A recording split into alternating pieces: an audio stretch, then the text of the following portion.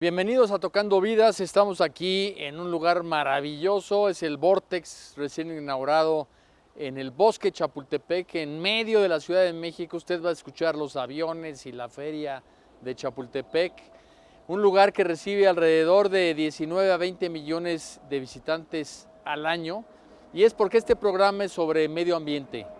Queremos hacer conciencia de algo muy importante que está sucediendo, y es que está amenazada la última selva de México, que es la selva lacandona, la reserva de Montes Azules, que actualmente tiene alrededor de 350,000 hectáreas, y antes México tuvo cerca de 2 millones de hectáreas de selva tropical húmeda.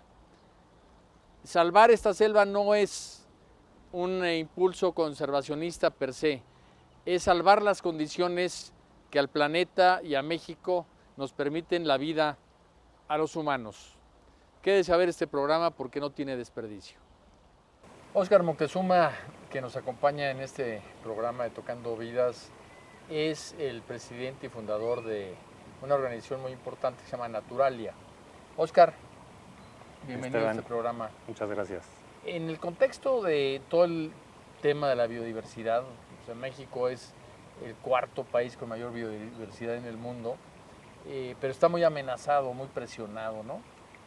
¿Qué podemos decir de la crisis que está viviendo ahorita la reserva de Montes Azules, la selva lacandona, con respecto a esta destrucción que está viviendo cada vez más acelerada? Es una pregunta muy interesante porque tú sabes que efectivamente México es uno de los países más ricos en biodiversidad, pero lo que casi nadie sabe es que también somos uno de los países, de los 5 países que está perdiendo más aceleradamente esta biodiversidad a nivel mundial. Eso se explica por muchas razones y en un contexto... ¿Cuáles son los otros?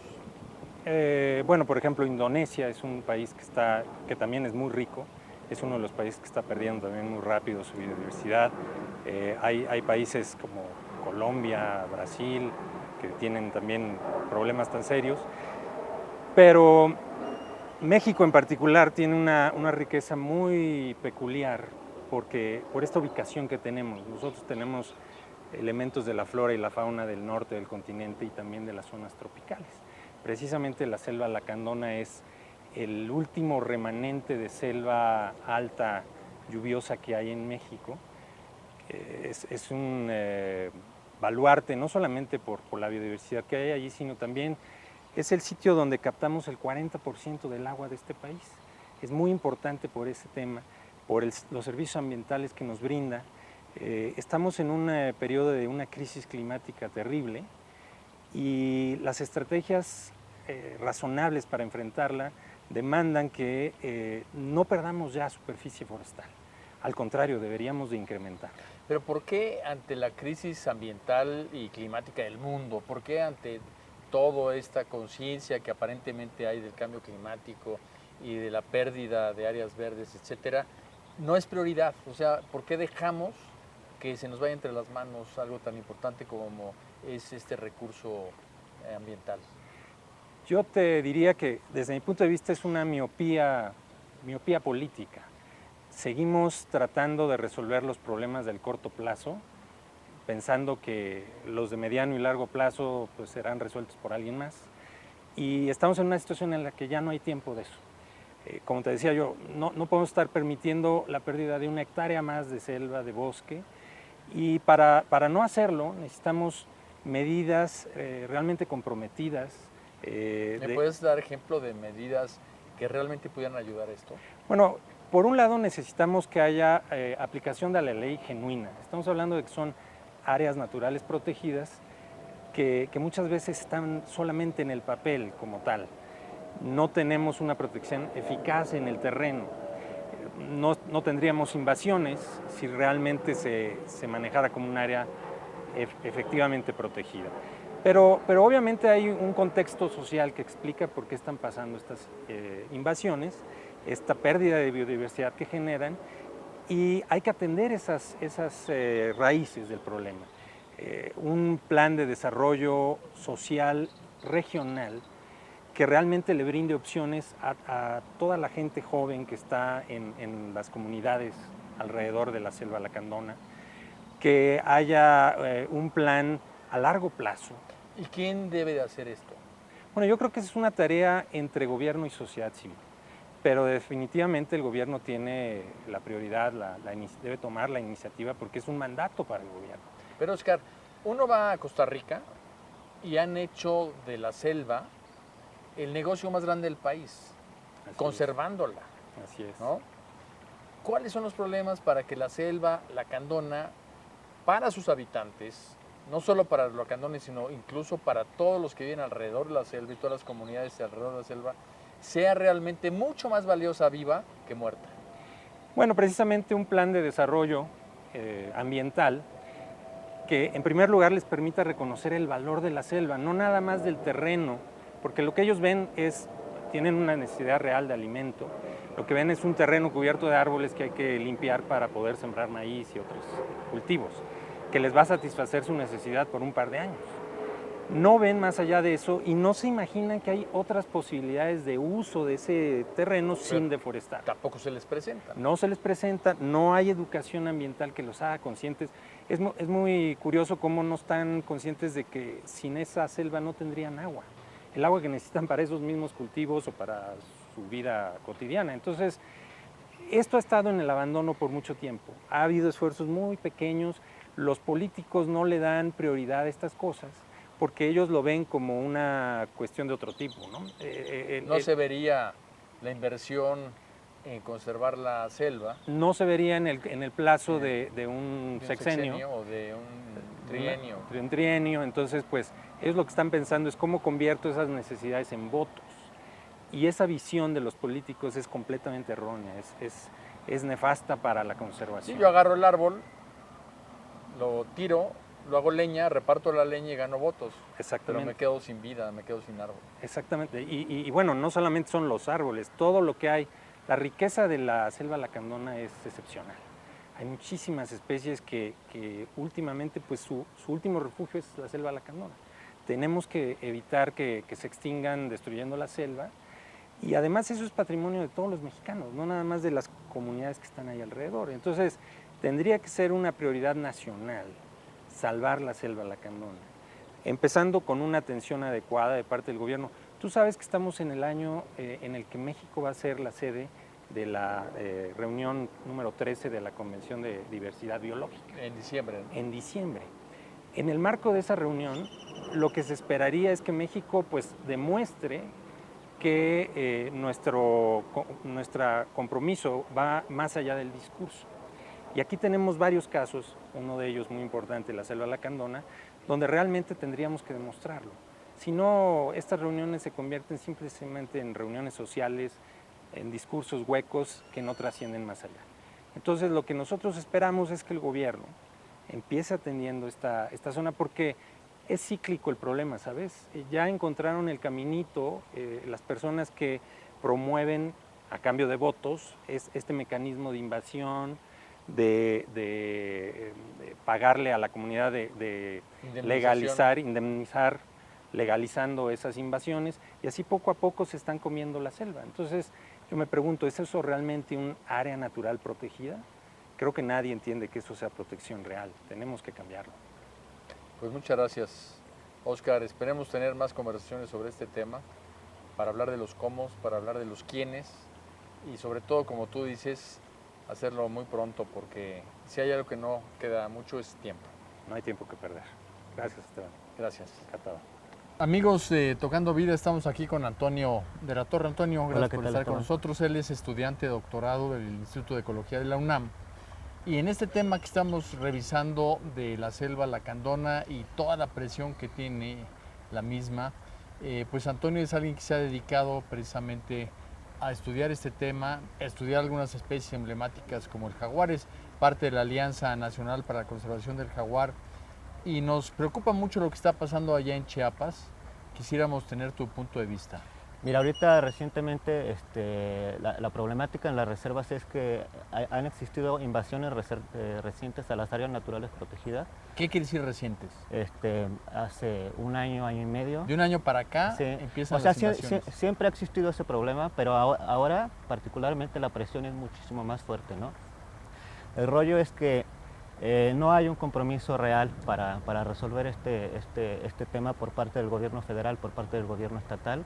Y nosotros como parte de lo que estamos haciendo con la Alianza Nacional para la Conservación del Jaguar, es un pronunciamiento, o sea, con la idea de exigir un compromiso más firme por parte de todos los niveles de gobierno para resolver este tema de las invasiones, para atender las necesidades de las comunidades locales, sobre todo de la comunidad lacandona y de la parte de las cañadas.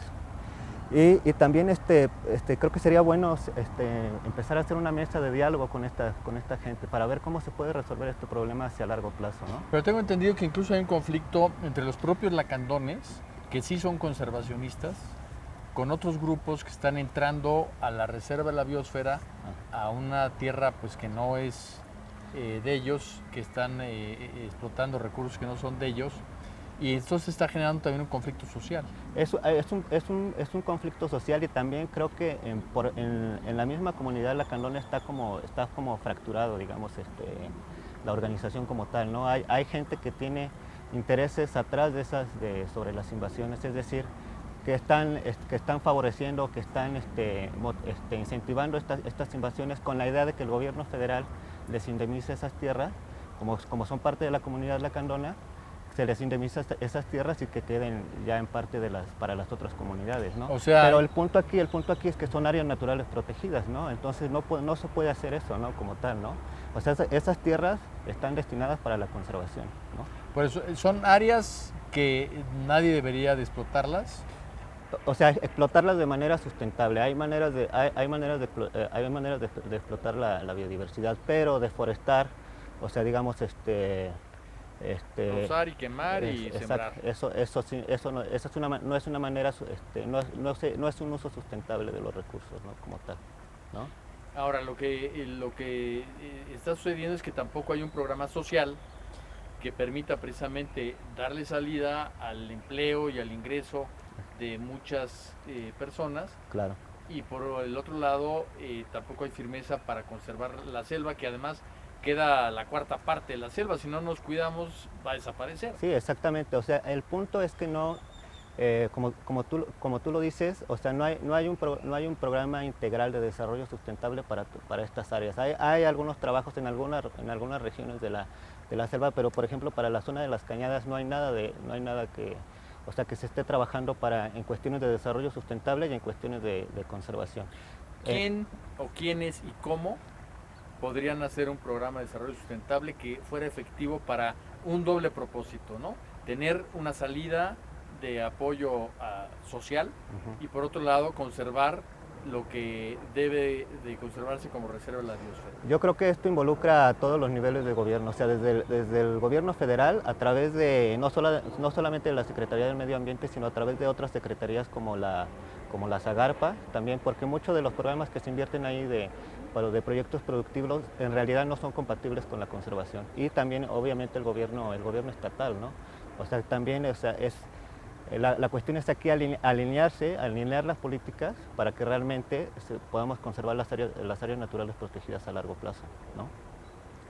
¿Y la participación de la propia población? Obviamente la participación de las propias comunidades. O sea, realmente quienes viven ahí, quienes habitan en esas tierras son ellos, ¿no? Entonces necesitamos también involucrarlos a ellos en todo este proceso, ¿no?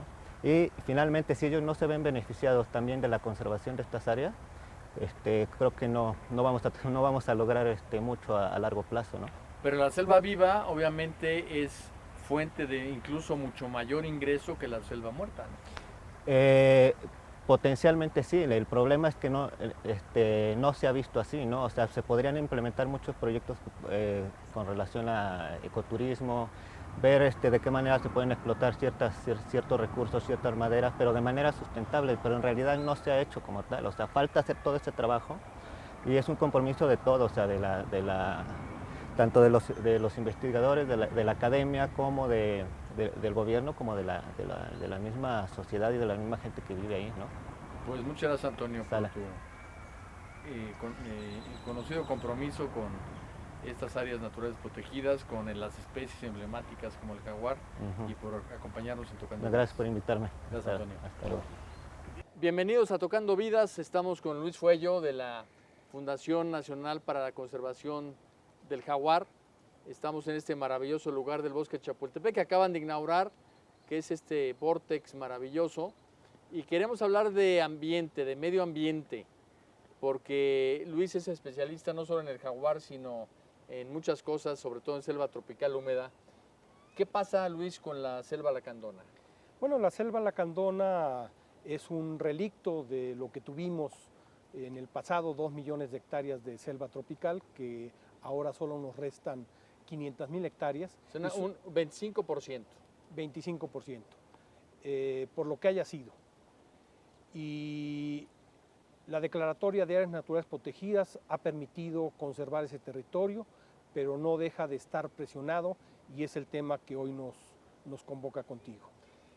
Yo lo que he recibido de noticias es que como no hay un programa que realmente dé salida al conflicto social, a las nuevas generaciones de las personas y comunidades que viven alrededor de la selva, pues hay mucha presión por meterse a la selva, a las áreas naturales protegidas, explotarlas, y estaríamos matando a la gallina de los huevos de oro, ¿no? Así es, efectivamente hay una presión precisamente de un grupo de cerca de 15,000 jóvenes, demandantes de empleo, y que se les ha engañado de que a partir de que se les dote de selva, ellos podrán desarrollar actividades agropecuarias y lograr tener ingresos. ¿Por qué es que se les ha engañado? Bueno, primero porque la propia normatividad establece que no podrá haber cambio de uso de suelo en una reserva de la biosfera. Segundo, porque la vocación del suelo no es para hacer actividades agropecuarias. Este terreno se va a perder y va a generar que los servicios ambientales que presta la selva, debes de recordar que una de las regiones más ricas en agua es precisamente la región del Usumacinta y del Grijalva, y buena parte de la Quedan producción como el 40% del total nacional, ¿no? es correcto. Y el desplazamiento de la selva está afectando esa capacidad que tiene este ecosistema para brindarnos precisamente este servicio ambiental que es vital, que es el agua, ¿no? Oye, Luis, si te metes a la selva Uh-huh. a explotarla agrícolamente, ¿en cuánto tiempo se pierde el suelo y se convierte eso de una selva a un desierto, a un páramo? De 3 a 5 años. Así de breve. Así de breve, y no hay que ir muy lejos. Enfrente de la Reserva de la Biosfera Montes Azules, encontramos el ejemplo. Cruzas el río Lacantún, y ahí te encuentras cómo ha sido desplazada la selva, y hay muchos terrenos abandonados porque perdieron su productividad. Es Marqués de Comillas. Hablas de servicios ambientales que da la selva. Sí. ¿Podrías especificar qué son los servicios ambientales? Los servicios ambientales son todos aquellos bienes que aprovechamos los seres humanos, que nos da la naturaleza. El disponer de agua, el disponer de alimentos, el disponer de materias primas para distintas actividades, el disponer de aire limpio, tienen un conjunto de elementos de los cuales quienes vivimos fuera de esos ecosistemas estamos haciendo uso de ellos. Por ejemplo, la selva lacandona, ¿qué le da a México? Agua, oxígeno, alimento a través de los ríos para la pesca en el mar. Y biodiversidad. ¿Qué especies hay en la selva? Bueno, de las especies ícono, pues tienes por supuesto que al jaguar, al pecarí de labios blancos, tienes al zaraguato, tienes al mono araña, tienes a la guacamaya roja, que es ícono de la región. Yo he visto mucho cocodrilo ahí en la selva. Sí, en el río. Sí. Sí, sí, sí. Pues Cocodrilo de pantano. lo que estamos viendo es un problema en donde si tú cortas un árbol, pues vas a repartir leña, pero te quedas sin el árbol y todo lo que representa, ¿no? ¿Cómo conservar montes azules? ¿Cómo conservar lo poco que nos queda de selva tropical húmeda? Respetando el régimen que le otorgó el establecimiento de un área natural protegida, que está regulada por un decreto y un programa de manejo que subzonifica todo el territorio y le dice cuál es su vocación. Y ahí, por supuesto, que hay potencial turístico. Proyecto en el que ustedes participaron en Canto de la Selva es uno de los ejemplos. Hay otros alrededor de toda la reserva, de estas 330,000 hectáreas. Es un espacio inigualable para hacer investigación científica y por supuesto que detrás de los genes que están en las miles de especies que están en la selva, pues es una fuente importante para nuevos desarrollos, entre otros la industria de la salud. ¿Qué salidas tiene la población que está buscando tierra para que en vez de meterse a la selva pueda hacer una vida digna, superar la pobreza a través de otro tipo de programas? Bueno, lo primero que tendríamos que decir es que muchos de estos jóvenes, sus padres tienen tierra y no están siendo asimilados a esos proyectos. Segundo, que tú puedes también toda la parte agropecuaria, potenciarla y generar cadenas de valor. Y en esa cadena de valor ir incorporando a toda esta gente.